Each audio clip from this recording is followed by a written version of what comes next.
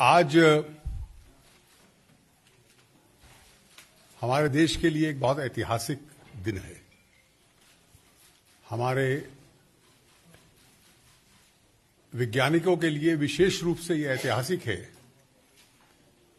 कि आज उन्होंने वो क्षमता हासिल की है जो विश्व में केवल 3 देशों के पास थी। विश्व में ये यूनाइटेड स्टेट्स, रशिया और चाइना के पास थी। ये क्षमता एसैट एंटी सैटेलाइट मिसाइल्स की, जो ऑर्बिट में किसी को भी मिसाइल को टारगेट करने की क्षमता रखते हैं एक रेंज के तहत, और ये उस रेंज के तहत उसको टारगेट करने की क्षमता रखते हैं विशेष रूप से जिस ऑर्बिट के पार्ट हिस्से में सुरक्षा से जुड़े हुए विषय संबंधित रहते हैं, कि जो सिक्योरिटी मिसाइल्स जहां जहां इस्तेमाल हो सकते हैं या उनके माध्यम से इस्तेमाल हो सकते हैं, ऑर्बिट की उस रेंज में आज भारत चौथा देश बना है जिसमें यह क्षमता है कि उन मिसाइल्स को टारगेट करने की। इसके लिए हमारे सभी वैज्ञानिक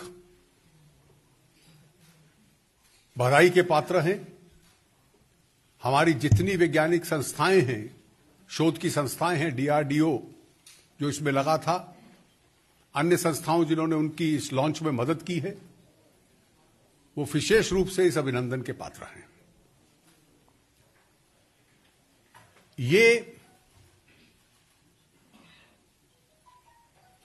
बहुत समय पहले से हमारे वैज्ञानिकों की इच्छा रही थी और उनका कहना था कि उनके पास ये क्षमता है, और भारत सरकार हमें अनुमति नहीं देती है। और क्योंकि भारत सरकार हमें अनुमति नहीं देती है, तो हम इस ताकत को बनाने और डेवलप करने में समर्थ नहीं है। ये क्षमता इस देश के वैज्ञानिकों में थी, और इसका सबसे बड़ा सबूत यह है, और जो मेरे कुछ कांग्रेस के मित्र खुद की पीठ थपथपा रहे हैं वो याद रखें कि जब अग्नि 5 लॉन्च हुआ था,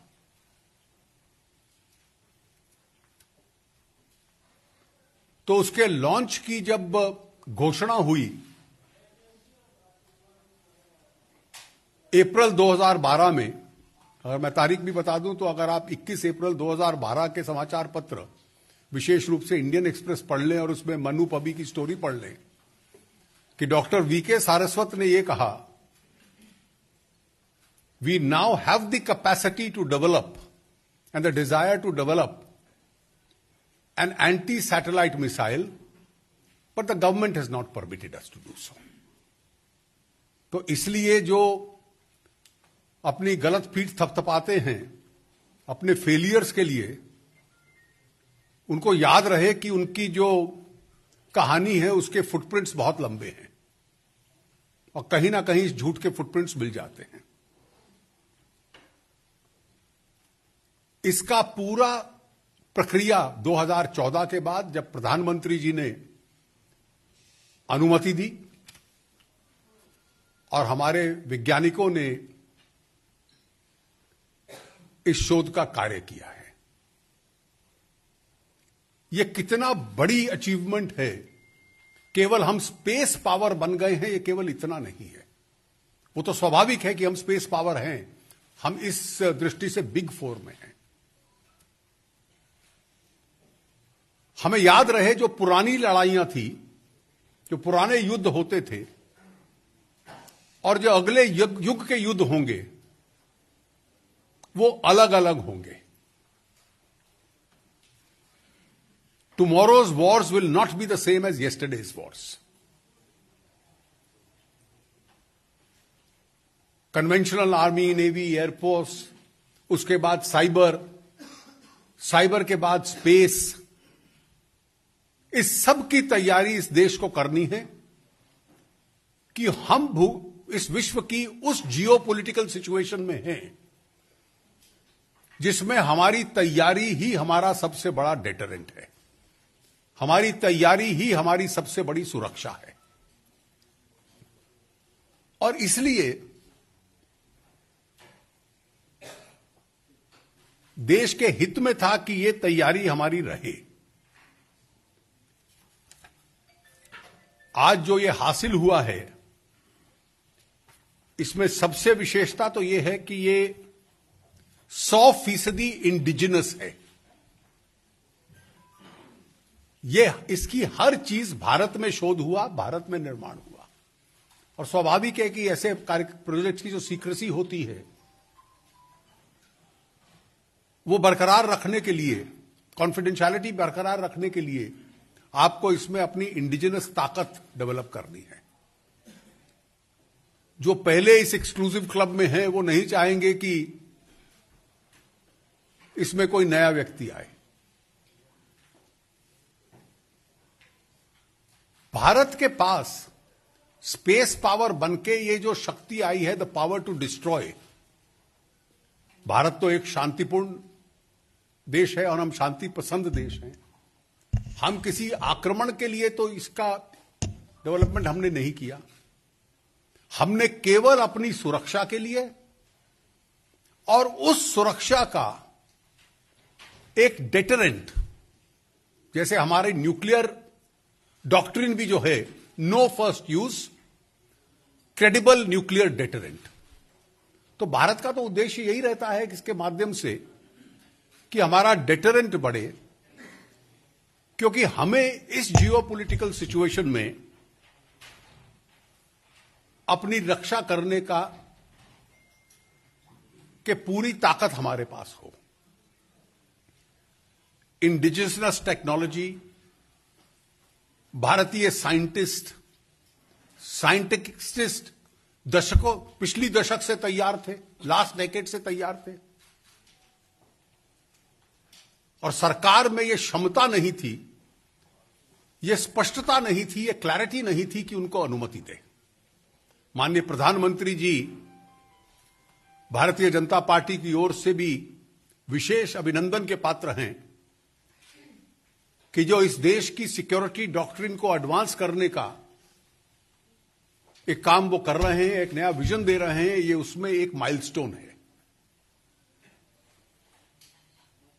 और मुझे लगता है कि इस प्रकार की ताकत के साथ भारत की केवल शक्ति ही नहीं बढ़ेगी, हमारी क्षमता की इस क्षेत्र के अंदर हम शांति कायम रखें।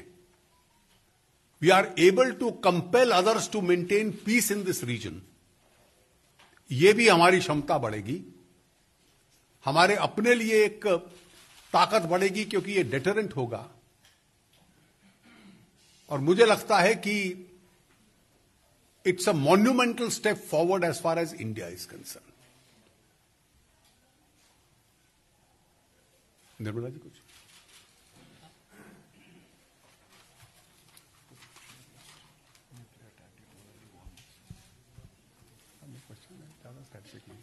Yes, thank you. आप लोगों को या please Rajiv.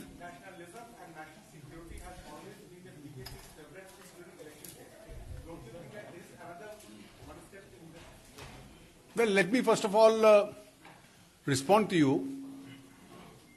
This has something to do with India and not BJP. BJP is supporting the stand that the government has done. Therefore, this doesn't relate to BJP or it's only not now. From the days of Janasangh, nationalism has been to the core. And it is that philosophy which is guiding the Prime Minister in taking these steps forward. The very fact that he's become a leader who's thinking of tomorrow not only in relation to economy, not only in relation to our national security, but also in terms of technology as far as wars are concerned in future, shows the vision. And it also shows that India today is in safe hands.